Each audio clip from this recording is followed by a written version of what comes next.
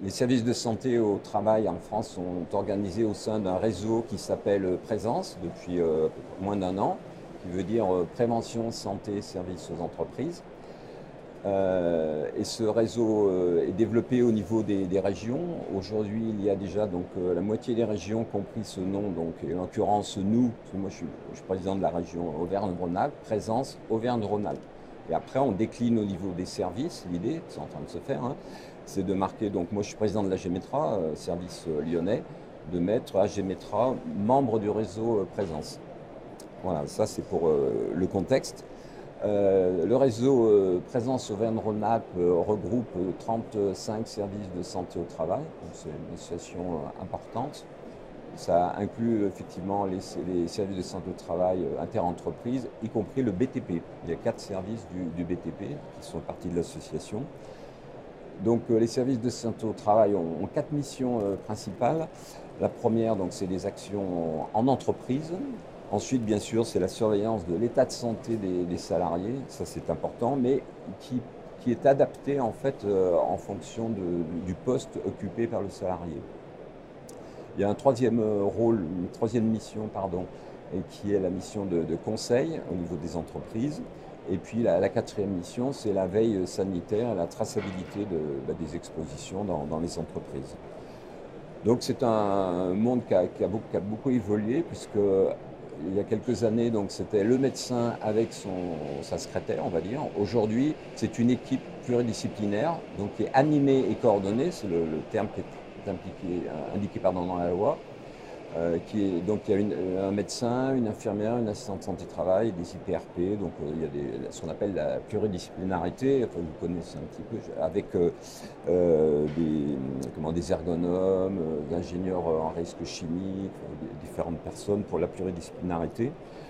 Donc il y a eu une modification relativement récente, puisque la loi date d'août 2016 et les décrets de décembre 2016, où il y a une modification de la fréquence des visites.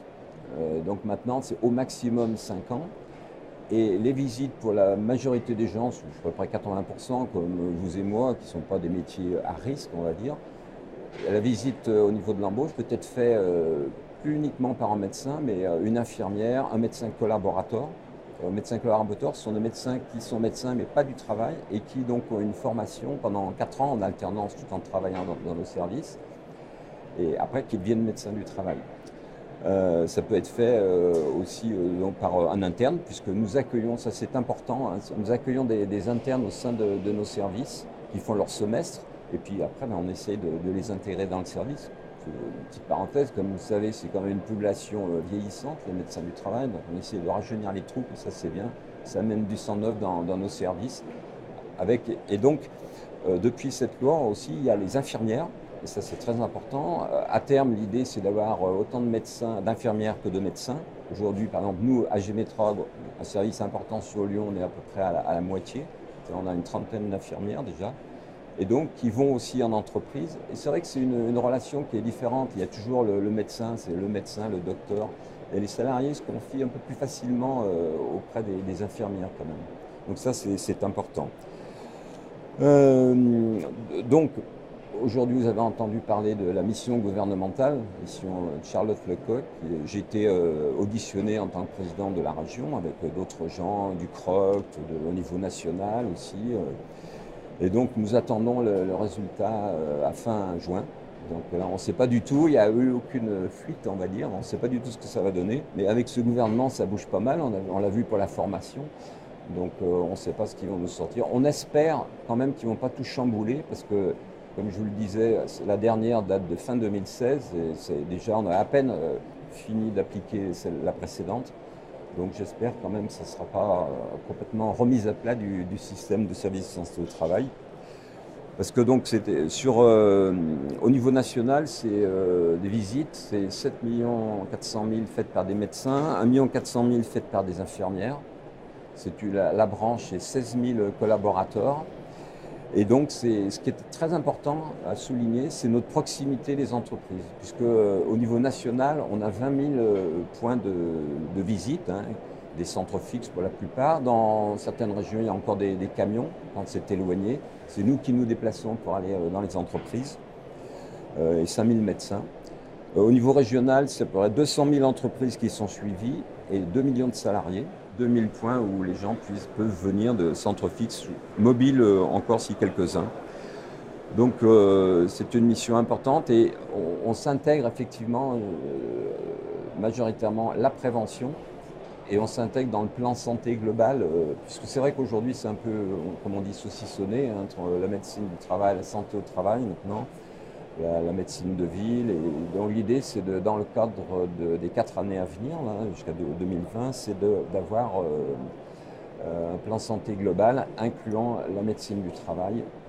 Et donc ça c'est important, avec comme axe principal la prévention. Et ce qui effectivement dans la lettre de mission, c'était ça, c'est prévention et puis le millefeuille. On en parlait la conférence précédente, justement, on a fait un petit document pour que les entreprises puissent retrouver les contacts. C'est vrai qu'il y a beaucoup d'acteurs dans ce domaine et donc un peu perdu. Peut-être l'idée, c'est d'avoir un guichet unique, enfin un portail en fait, où après les gens puissent effectivement aller trouver la bonne solution pour la problématique qu'ils ont. En France, il y a 240 services de santé au travail avec une grosse disparité.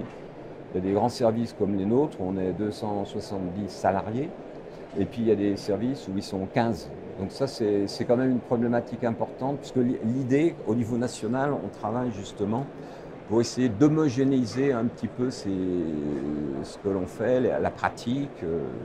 C'est pas toujours facile, parce que justement, en fonction de la taille des services, vous n'avez pas la même structure. C'est comme dans une entreprise de 300 personnes, il y a un RH ou un DRH, nous c'est pareil dans les grands services, les petits, il n'y a effectivement pas toute cette structure. Mais on doit se tourner justement vers les petites entreprises. Le tissu industriel, vous savez, c'est 80%, c'est moins de 10%. Et donc c'est là où il faut aller, mais ce n'est pas toujours facile. Donc on travaille pas mal par branche aussi. On a fait des actions sur les coiffeurs, les garages, sur les menuisiers. Parce qu'effectivement, si on doit aller voir toutes les entreprises, ça pose un problème de temps. Nous, Gémetran, on a 20 000 entreprises, donc c'est pas évident. Donc des actions par branche, c'est très important.